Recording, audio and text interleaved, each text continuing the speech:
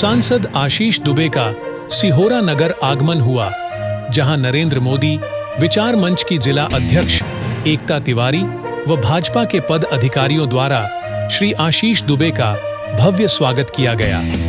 श्री आशीष ने सिहोरा की जनता का आभार भी व्यक्त किया। Bureau report, Sihora. में अपनी महत्वपूर्ण भूमिका निभाएंगे साथी। आज आपको इस बात के लिए और बधाई देना चाहता हूं कि मध्य प्रदेश में इस बार 29 के 29 सांसद भारतीय जनता पार्टी के मध्य प्रदेश की जनता ने भेजे।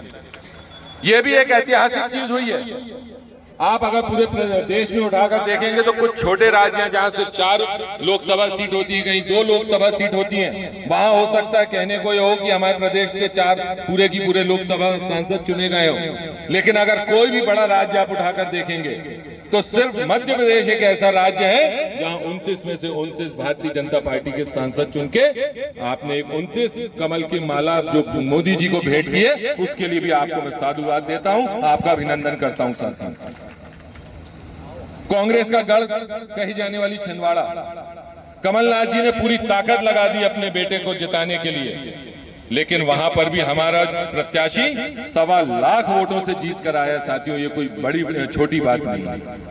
और अगर ये जीत है, मैं फिर से कहता हूं कि भारतीय जनता पार्टी की विचार की जीत है, भारतीय जनता पार्टी के नेतृत्व की जीत है, भारतीय जनता पार्टी की नीति की जीत है और भारतीय जनता पार्टी की सरकार की नीयत की जीत है साथियों।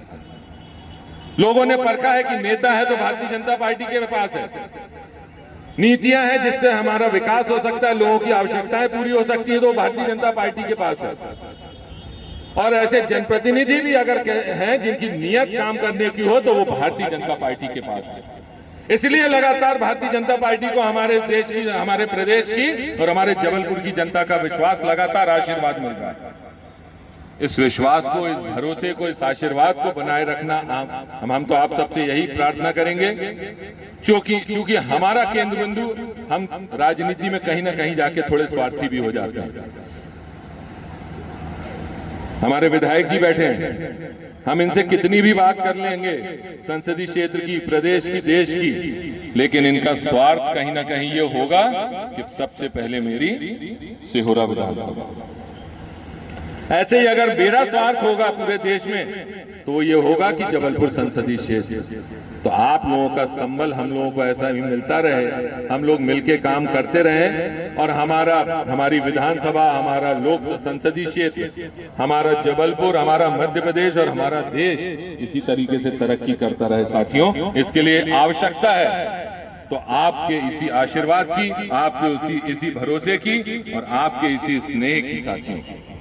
आज मैं एक बार फिर सारे मंचस्थ हमारे सभी साथियों की तरफ से, मैं अपनी तरफ से एक बार पुनः सभी मतदाता भाइयों और बहनों का आभार व्यक्त करता हूं।